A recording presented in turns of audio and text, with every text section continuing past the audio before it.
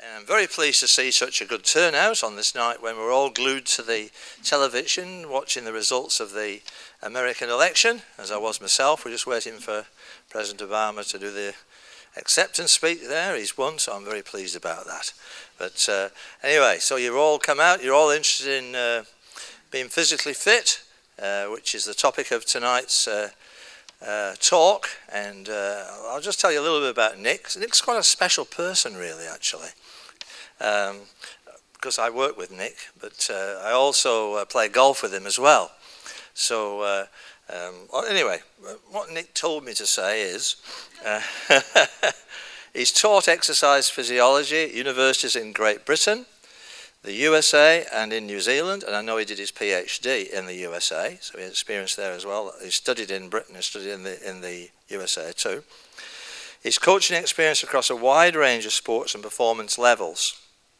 And he was team manager for judo at the Sydney 2000 Olympic Games. And I know he actually was a judo, he fought in judo, and I'm not sure the Olympic Games or whatever, but he's a judo expert, so don't disagree with him, whatever you do. Anyway, but he's very proud of the fact that he's now head coach of the Waihora Green Under-7s Ripper team in Christchurch. He has 3 boys, and I guess that's what's brought him there. In his spare time, he spends spending time with his family, judo, kayaking, canoeing, and rock climbing, and playing golf very poorly. Oh no, he didn't tell me to say that, but however. Nick's very much one of our top scholars in the College of Education. He is a very good researcher, a very good teacher, and very active and dynamic in terms of setting up research.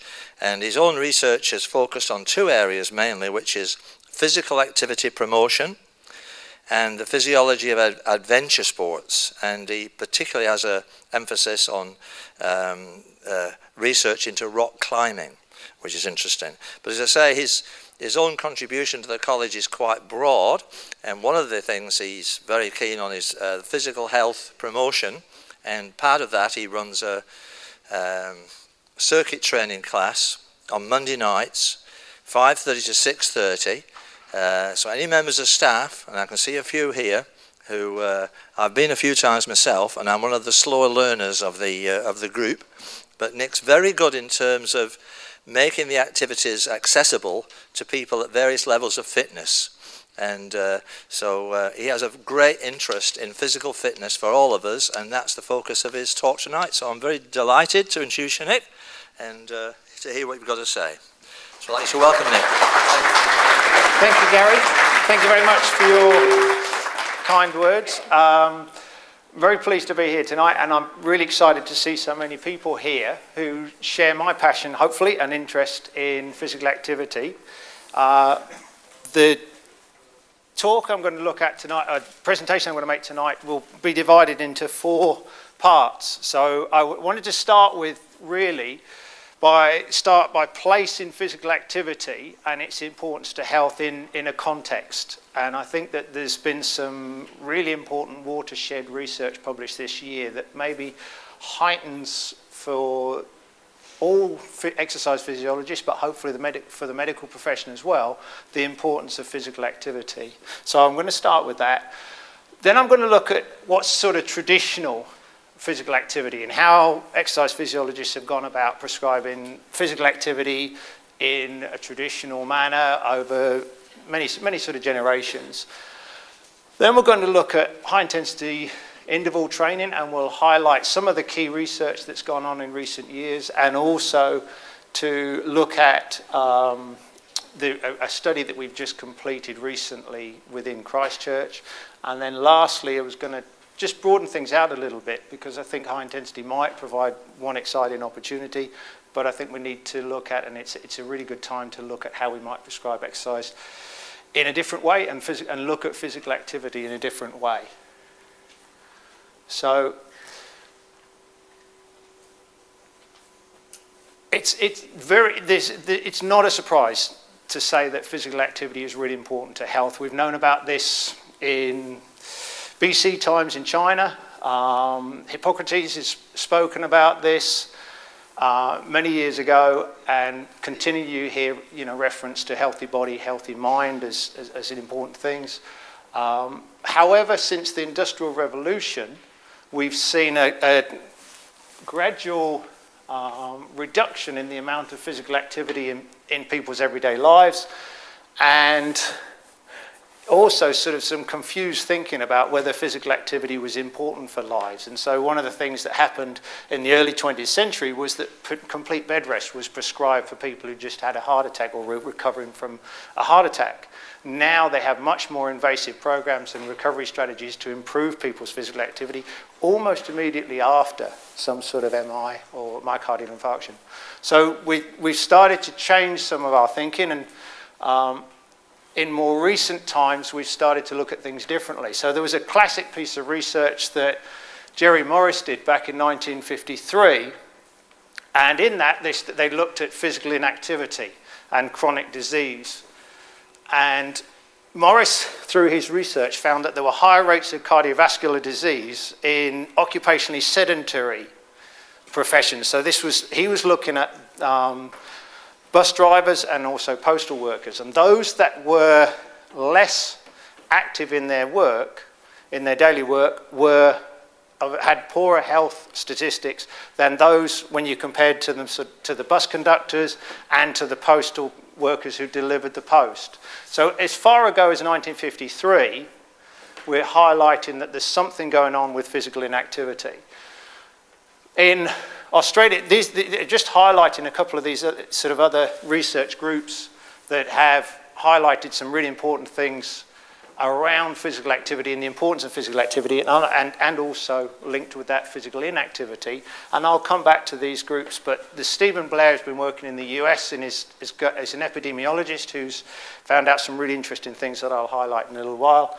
Paul Gately has worked in the UK and started a program which originally started out as something called Fat Camp, and was around taking children that were overweight and obese.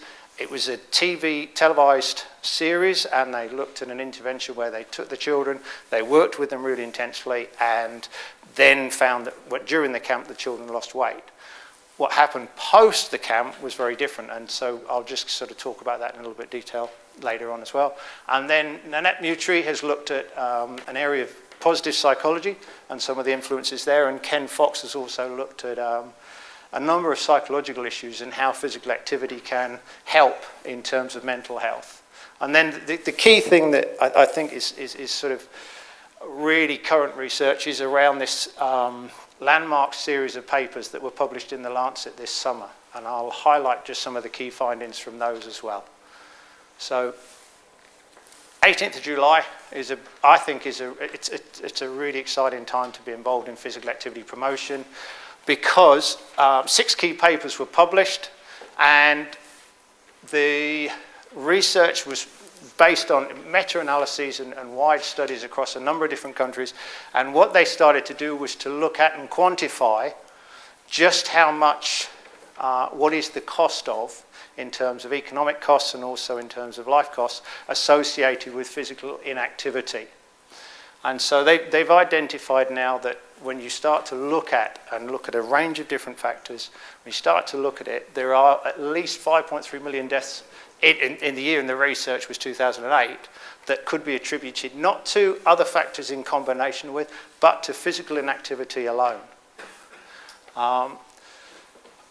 Wide levels of sort of physical inactivity amongst the population, and increasingly so with adolescent populations.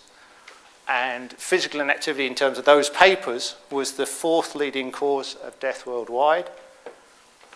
And for the first time, and there was a lot of argument about this, but for the first time they talked about physical activity in terms of not just epidemic but pandemic terms. So it's become something that researchers are recognizing is far more important than we first thought.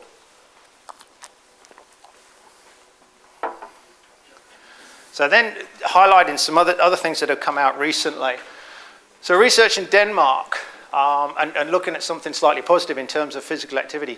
Denmark, the cities in Denmark, and Copenhagen's one of them, where they've actively sought to improve cycling and access to cycling as a way to commute to work. And over the times of the studies and since the changes have implemented, they've had very big increases and very positive increases in the amount and number of people cycling and using bikes to commute. And the cycle-friendly town planning is something that's really positive in terms of promoting physical activity. And I'll highlight this kind of as I come back towards the end of the presentation, that thinking about the rebuild of Christchurch, I think that's something we should really be thinking about and putting pressure on councillors around how we rebuild our city. Wendy Brown is a researcher from Australia. She's at the University of Queensland, and she has done a lot of work around physical inactivity, but the recent research that she's come out with, which is absolutely fascinating, is around the idea of identifying sitting time as a separate identifiable risk factor. So you might subscribe to, classic governmental recommendations are around 30 minutes of exercise a day.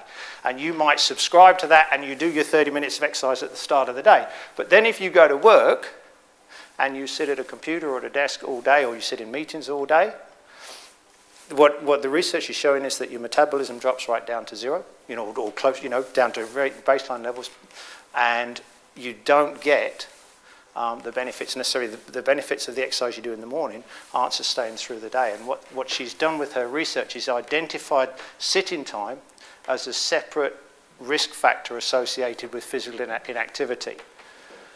And then Stephen Blair, who I've mentioned already, an epidemiologist in the US, his research is really key around highlighting the risks associated with physical inactivity. He was very prominent in the publications within the Lancet. But they've also just published recently results from a longitudinal study in the US. And in that study, which had over 40,000 people involved, they highlighted smoker diabesity, which is a term they've coined themselves, as one element. When you add up all the risks associated with smoking, diabetes and obesity together, when you add all those three together, the risk factor is just about the same, but slightly lower than the risk factor associated with physical inactivity. So I think that to me is one of the key findings. So before, physical activity was thought of and prescribed because it was a great antidote to. But now researchers have shown, well, actually, physical inactivity is a very significant risk factor and much more significant than we previously thought. So recent research, Paul Gately, I'd mentioned he started the TV program that was kind of characterized around this sort of fat camp idea. What they found was, of course, when the children, and not surprisingly, when the children went to their home environments, they then gained weight again. But one of the things he's tried to do is to sort of look at, okay, well, how can we improve this? Because this is not working. And one of the key things that he's found with his research over time is that if you have a process of stronger interventions at the start and you decrease those over time, and it's not just here's a 12-week intervention, everything's better, or a 10-week intervention and everything's better. How can we make this a sustained program for longer that supports an individual to make the lifestyle and life changes that are necessary to adopt habits around healthy diet and also around sort of physical activity, regimes and things that they put into their everyday lives. So sustaining interventions over time and decreasing interventions is a smarter way to go in terms of maintaining the benefits of those interventions as they start. Nanette Mutri has done a lot of work around positive psychology, but one of the things she's advocated in terms of policy work is around sort of making sure that within the UK agenda that physical activity is on the political agenda in terms of looking at that. And from extreme things, from sort of banning cars from city centres and introducing bikes and favouring bikes in that sort of context. But she's also done some work around recovery from trauma and stress. And I think given the trauma and stress that we've received in Christchurch, that the positive effects that physical activity, her research has shown with different types of stress and trauma, but in terms of post-traumatic stress people recover better when they're involved in physical activity. So I think that's a really kind of key message from her research for us as a Christchurch group or audience and me. And then Ken Fox has looked at a whole range of factors in terms of sort of mental health. He's a researcher at the University of Bristol and has been researching into sort of physical activity and its effect on mental health for many years, and he's shown very clearly in his research that there are a whole series of areas in terms of mental health, and linked into some of the things that John Kerwin has very bravely taken on in terms of talking about depression and just how positive physical activity can be in terms of helping to maintain mental health and also to delay the onset of some diseases associated with decline in mental health in later years.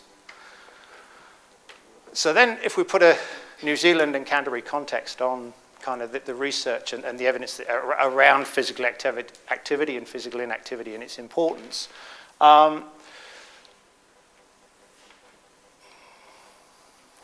the risks associated with all-cause mortality, this is quite a surprising statistic in result, so that all-cause mortality related to physical activity is higher in New Zealand than in the US. So there's something significant that we need to pay attention to. The amount of vigorous exercise and moderate exercise that people are involved in work has decreased. Now, that probably doesn't come as a surprise, and I've mentioned already the Nat Mutri's research around post-traumatic growth, she terms it, and recovery from post-traumatic events. And then the other thing that I think is key for us, some research that came out in 2009 around, and this was specific to, these are results specific to, they highlight sort of commuting within New Zealand, but the results for Canterbury indicate very clearly that rather than us increasing the amount of people who walk and cycle to work, we've actually decreased in the past few years rather than increasing. So maybe it's time that we started to do something in terms of our town planning to change those kind of statistics. There is no doubt, having talked about some of the negative things associated with physical inactivity, there's wide-ranging research, and these have come straight from the papers in the Lancet. So there's a whole series of areas where physical activity has very positive benefits to our health.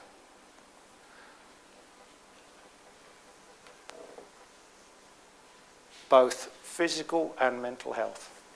So that, I'm sure, to the people here tonight, that those things don't come as a surprise in terms of seeing them there. And I think we can go back as far as Plato, and he said it as well as anybody might do in terms of looking after our bodies.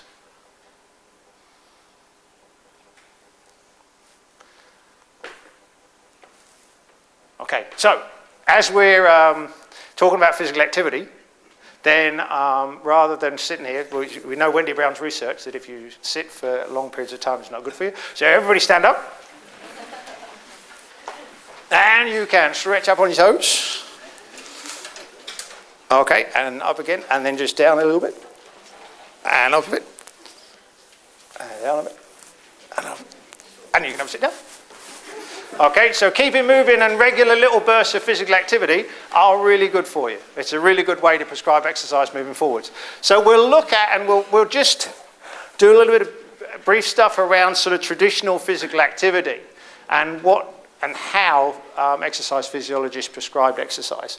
So that's probably hard to read at the back, but the take-home message from that, this is figures that relate to governmental recommendations around the amount of physical activity people should be involved in. And classically, across continents, 30 minutes a day is a good figure. Around 150, on most days of the week, around 150 minutes a week is the kind of levels of exercise that governments are recommending.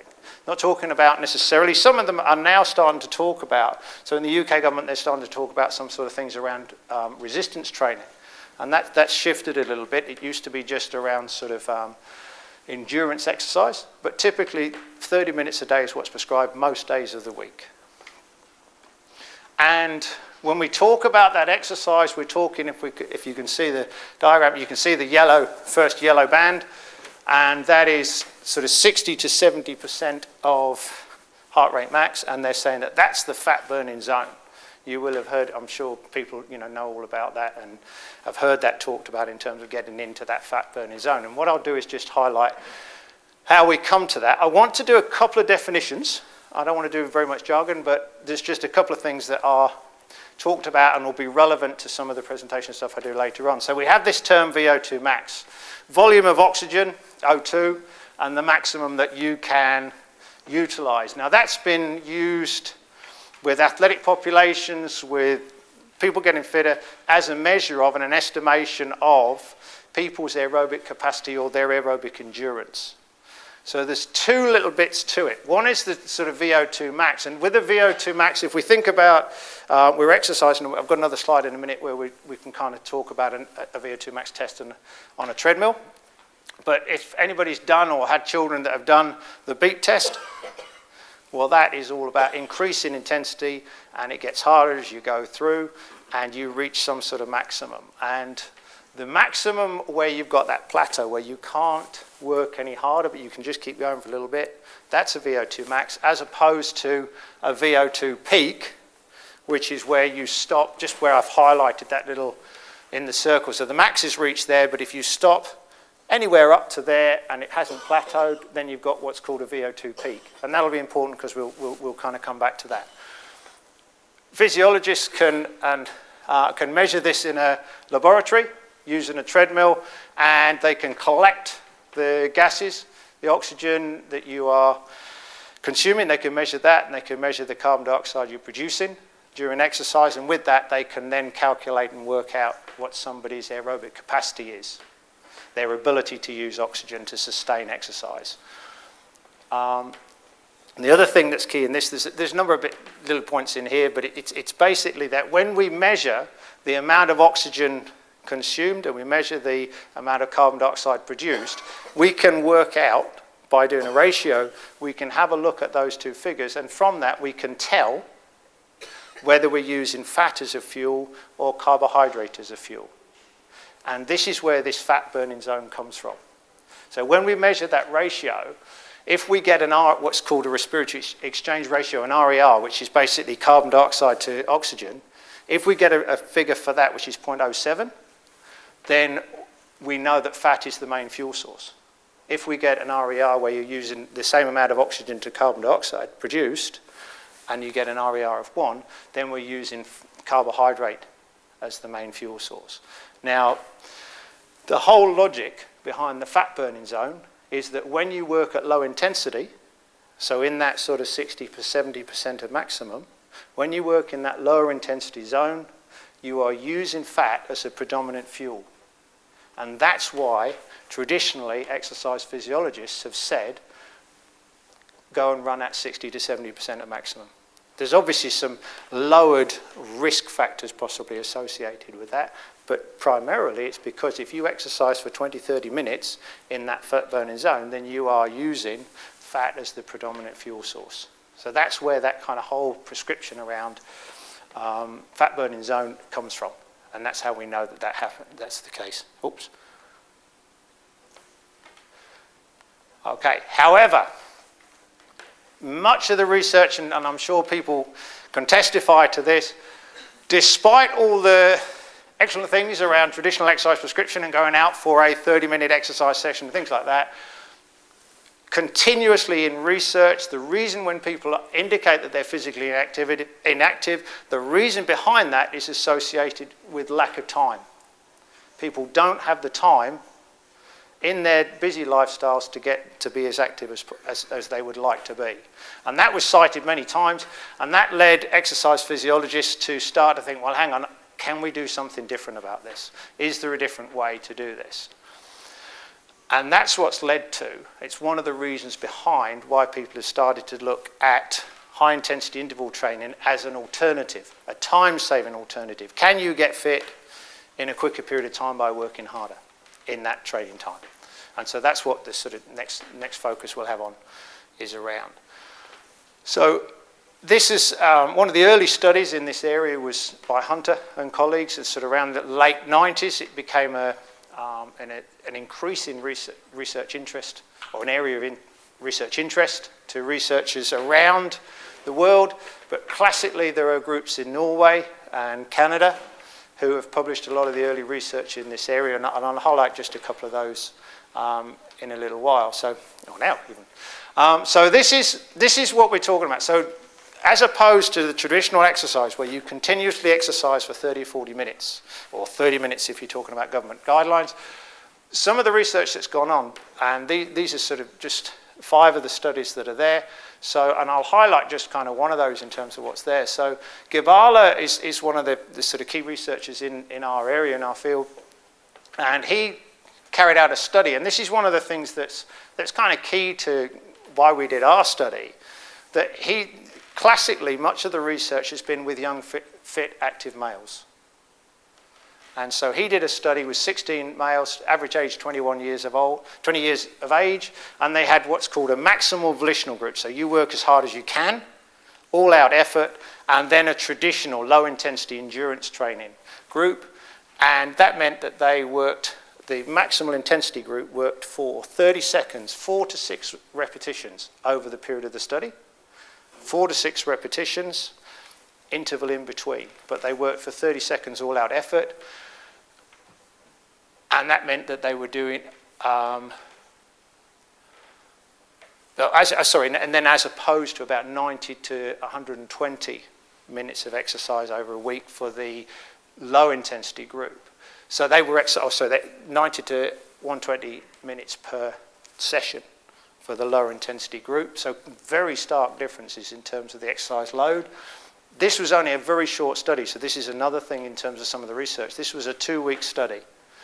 And that meant that in terms of the total exercise time, including the warm-ups and things, then the maximum volitional group were involved in 2.5 hours of training over the 2 weeks, whereas the high-intensity group were doing 10.5 hours. So very, very different in terms of load. And what they found with that research was there was a very little difference between the high-intensity group in terms of improvements, and they looked at a whole series of metabolic markers, and the endurance group.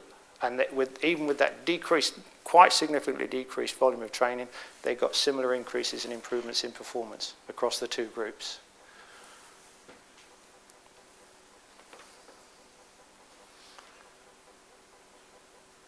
Then if we'll just highlight Burgermaster, who's also from the US, one of Gibala's students, and took 20 sedentary. So we started to look at, rather than young, fit and healthy adults, we then took 20 sedentary people, average age 23 years age, males and females, and they conducted 40 to 60 minutes of low intensity exercise or 30 seconds high intensity intervals over a 6-week period, so that meant each week they were engaged in 1.5 hours with the warm-up and so on, as opposed to 4.5 hours of exercise in a week.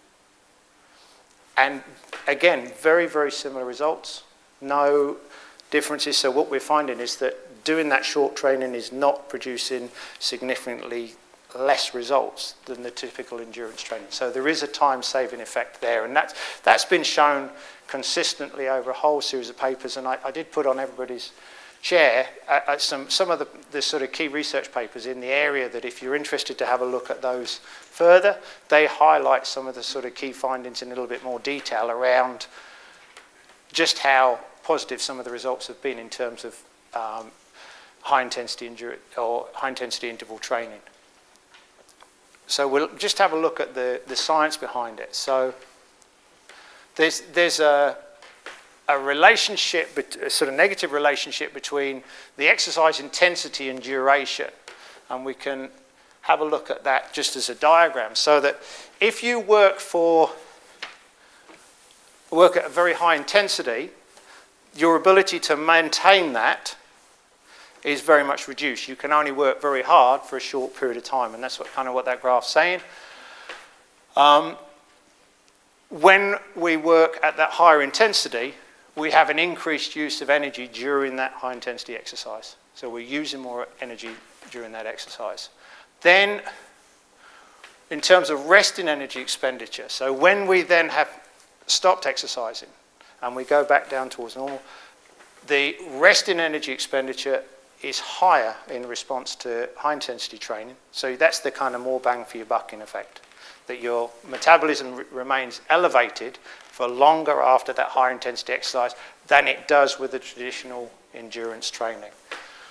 HIIT has been shown to improve both aerobic and anaerobic fitness. Now that's kind of counterintuitive because you're working for very short periods of time, and so that should be anaerobic, meaning the sort of the real sprint type of exercise. So up to about 400 meters would be the kind of distance of sprint athletes where it's not aerobic based, it's anaerobic based, and so that would be, you'd think that would be the type of fitness you would improve. But research shows very clearly that you also improve your aerobic fitness. And that's where it's really helpful in terms of improving your aerobic endurance and your fitness in terms of health. And then in terms of a health benefit, one of the things that they found by this research is that if you work harder at that higher intensity, then everyday tasks become easier, and you can work harder in everyday sort of submaximal tasks than you would be able to otherwise. And they've shown that there's improved mitochondrial functioning. So the body's made of cells, and each of the cells within the body has a little powerhouse that gives it the energy to do its work. And that powerhouse for the cells is the mitochondria. And high-intensity interval training has been shown to improve the functioning of those mitochondria, so you are able to produce more ATP. You're more efficient than you would have been. You get improved circulation and improved muscular adaptations that are all beneficial, alongside things around sort of improvements in fasting insulin response and also a decrease in insulin resistance. So all of those things are very positive things associated with high-intensity interval training. When we're talking about high-intensity interval training, I'm going to highlight kind of two aspects to it, and that will be the sort of bits that I look at in terms of our research that I'll come on to next. So interval training is not new, and it's not something that, so we've just come up with in the last 5 years because this could be a great way. Interval training has been used by athletes for many, many years, and the difference is that we're now starting to say, well, instead of saying interval training is really important for athletes, we're actually saying now, well, interval training could be really useful with everybody. And the types of, when we're talking about interval training, it might be a 4-minute exercise period followed by a 3-minute recovery. And the recovery is kind of a walking based type of recovery. Then you have a 4-minute harder work session. And so you kind of have that up-down sort of profile in terms of the exercise intensity. So that's that. Then the other one that's associated with this type of research, in Israel, there's a Wingate Institute. And they developed a test quite a while ago now, based on an all-out 30-second sprint effort on one of these cycloergometers. They put a resistance on there that's about 7% of your body weight, and you pedal as hard as you can for 30 seconds. When I do this with my students at the university, we often have a bucket by the side of the bike, and they quite often use it. But it's an all-out effort. So that's what we're talking about, that kind of real high intensity. So that's the sort of what we've referred to as maximal volitional. You go as hard as you can for 30 seconds, as opposed to the higher intensity than endurance training, but you're able to sustain the exercise for about 4 minutes duration. And that's based on heart rate, and we can work out heart rate max, and then we can set that at a percentage of, and we'll have a look at that when we come to sort of talk about our study. And then this is based on all-out effort. You just go as hard as you can for the 30 seconds of the exercise. So now we come on to our research. The key thing was, and one of the things that was really interesting to me is I was talking to Martin Gabala at a conference in Glasgow this summer, and at the conference he highlighted the need for some sort of clinical study in a real-world setting with an everyday population of their findings. All of theirs have been done in a lab with young, fit, active males. And I sat there and said, well, we've just finished one. And so the timing in terms of us having completed this study is really, really poignant in terms of where research is going worldwide. Our studies, it was a collaboration, and I think that's something really, if I can kind of little take-home messages and stuff like that. It's a collaboration between the Canterbury District Health Board, or it was a collaboration between the Canterbury District Health Board, with ourselves, with Otago University, Lincoln University, and CPIT. And I think the way forward in terms of institutions collaborating is a really positive thing for us to be thinking about doing, and I think it worked really well because of that. The highlighted there, the Diabetes Centre, so we did the fasting bloods and some of the resting measures at the Diabetes Centre, and then at the University of Canterbury in our exercise physiology lab we did the sort of stress tests, the VO2 max tests, and then the training interventions were held at Hagley Park. We started with 463 volunteers to be in the study, and that was whittled down to 49 that were recruited, and that was for a number of reasons. If you look at the sort of criteria for inclusion, one of the reasons why, and one of the main reasons people weren't included was because they didn't have a high enough BMI. Okay, so there was a lot of people that were really interested in the study, but they didn't quite fit, or sort of weren't necessarily in the age group and so on. So we ended up with 49 people recruited to the study, and we had 17 in lower intensity endurance training, 16 in the high intensity intervals, which is the 4-minute intervals, and 16 in the maximal 30-second all-out efforts. And these were the baseline measures that we looked at. So a whole series of not surprising baseline measures, some questionnaire data around sort of mental health and quality of life, resting bloods and measures around bloods, and then VO2 max test in our laboratory. So we looked at those things. The study interventions, they were based at Hagley Park. We had exercise leaders for each of the groups, and they ran the sessions, and that was really key to making sure we got good compliance in terms of people working within the appropriate zones that they were supposed to be in, and also exercising for the correct periods of time. And they trained Monday, Wednesdays, and then the alternate day was a Thursday or a Friday. And basically people chose, sort of which days they would turn up to, and they had to do 3 sessions a week. And the 3 exercise groups and exercise intensities, the details of those are there. The key thing, I think that what we tried to do was to sort of put in place a study that pulled together a number of different interventions that other researchers had done. So classically, researchers had gone either with sort of high intensity interval training or the maximal volitional. And what we tried to do was to have a look at both, using the low intensity as a control group, in effect, to look and see how they would differ. So we were looking to see if, in terms of statistically, we were looking to see if the HIIT and the MVIT groups were not inferior to traditional exercise training. And the nature of the training for the high intensity and the lower intensity was that we tried to make those isocaloric, meaning that you use the same number of calories in the session, but you either did the exercise continuously or you did the exercise in 4-minute work intervals with 3-minute recoveries. So we tried to match them as well as possible in terms of that. With the maximal volitional, that's impossible to do, because first of all, you don't work on heart rate based, and secondly, the intensity the exercise is such a short period of time that you can't hope to match it in that way. But it is a unique and it's a used intervention that's been carried out in other studies. So that was why we went with that exercise regime as well, because in effect that's the ultimate. That's the one that catches the headlines, isn't it? If you can do 2 minutes of exercise, then that's the one that gets your attention, isn't it? So the other one was the kind of the hybrid, to have a look and see how that went forwards. So those were the 3 groups, and these are the results. So from those, we talked about a VO2 peak and a VO2 max, and I think that's important to highlight, because one of our primary measures was around improvement in VO2 max.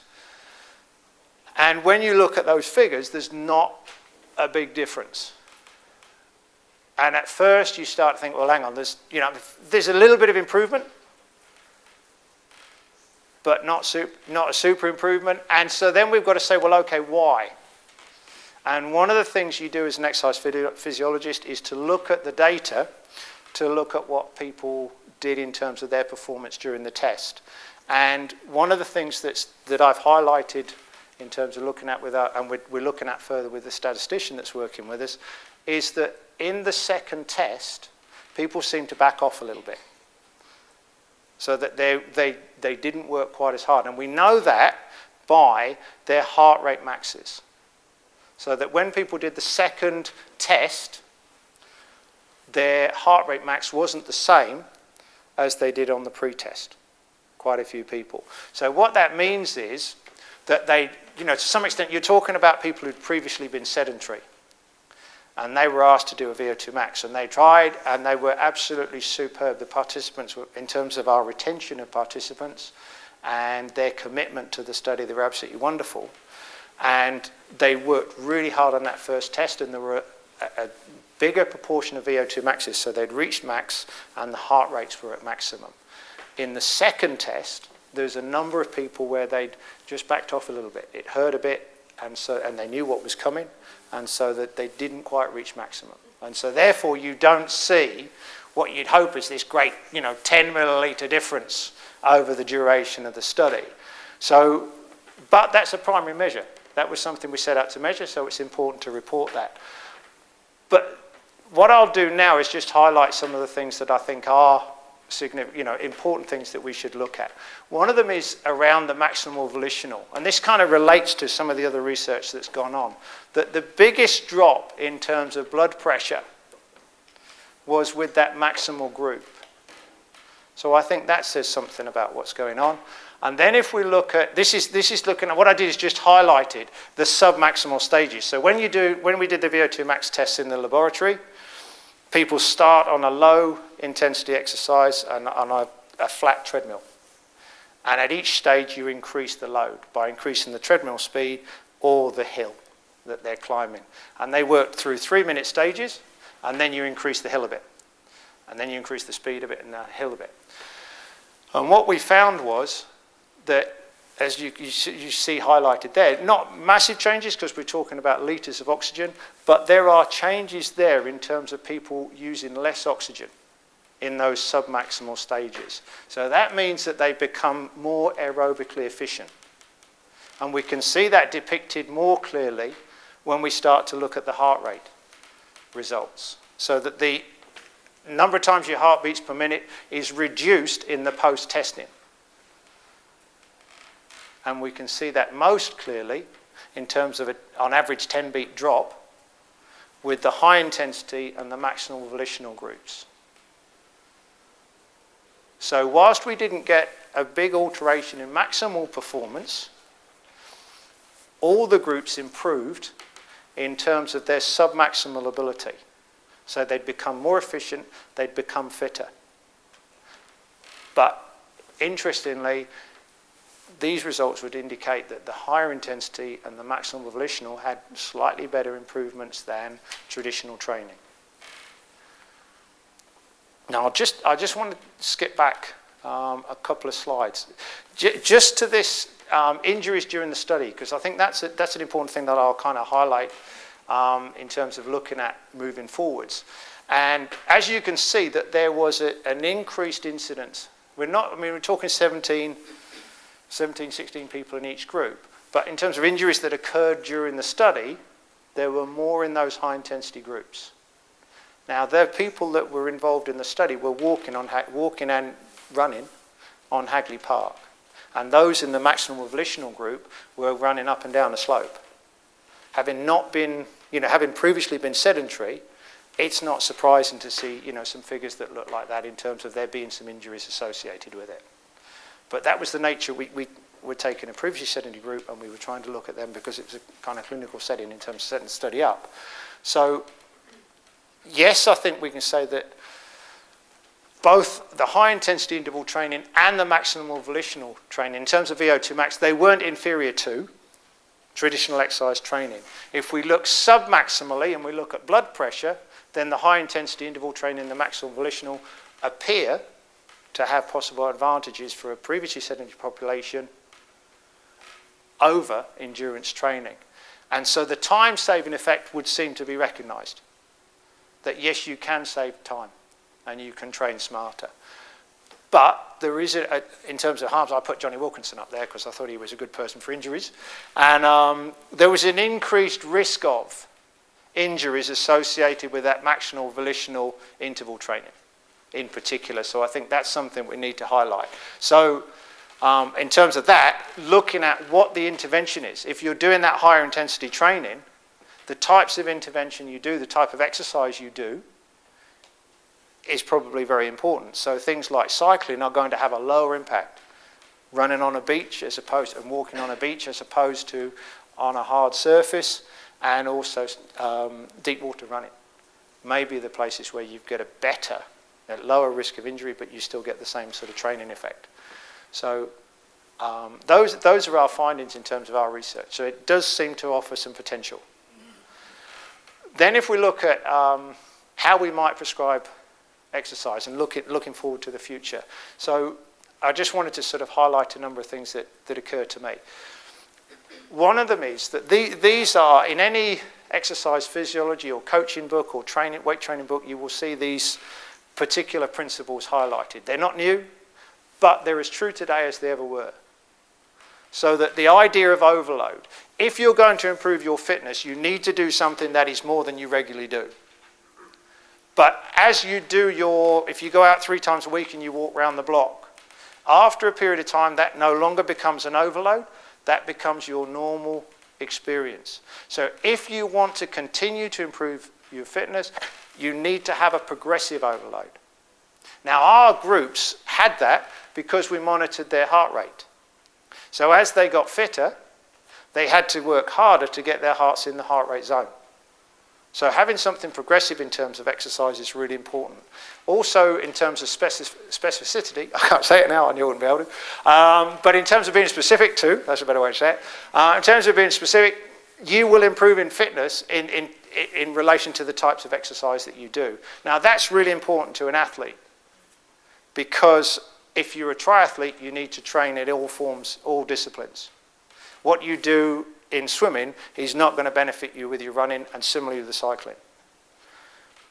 But for general health, you can afford to be less specific, and you can transfer it between exercise forms, and you will get the same kind of health and cardiovascular benefits from the exercise you do. And reversibility as a principle is basically you start to lose those benefits. And I think everybody in here knows that and will have experienced that at different times. Those haven't changed. They're old, but they're absolutely as true as they were when they were first sort of developed as principles. Then additional guidelines, things from, and I was going to change this shocking word, but I'll come back to surprising is probably a better word to do it. But we'll come to that in a second. It's very clear that from our study groups, when working as part of a group was a really good way to help with motivation and looking after each other. So working in a group rather than on your own is a really good way in terms of being involved in things. And playing games and doing exercise when you're not even realizing you're doing it, when you're focusing on something else, is a really kind of good way to exercise.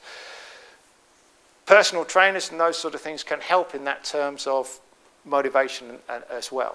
So you can see why there's a place there. And also, setting goals for yourself is really important in terms of both motivation and also seeing and recognizing the benefits of the training and the exercise that you're doing in the physical activity. And they can be very simple things. They could be taking part in a fun run. They could be just trying to get your heart rate a little bit lower as you go around on your standard walk, or going walking a little bit further. But having those little training goals is really helpful in terms of sustaining exercise.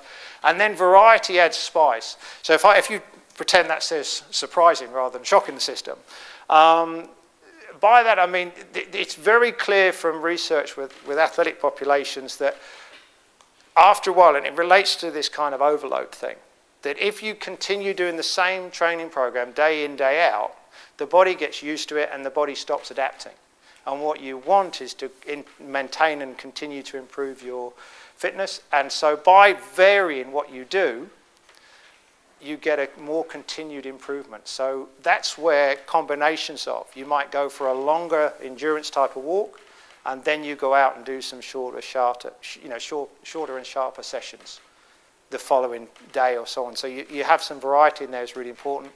And that's where the ideas behind circuit training, and Gary highlighted that as a one of the star pupils from the circuit training class that we run. So circuit training is a very old form of training. It's not new, but you're changing all the time the types of exercise, the types of durations that you go on, and so on. And that has benefits in terms of improving performance. And similarly, the ideas behind CrossFit, which is the sort of latest craze that's come through, the ideas of CrossFit are based around this principle about surprising the system and changing the exercise that you do.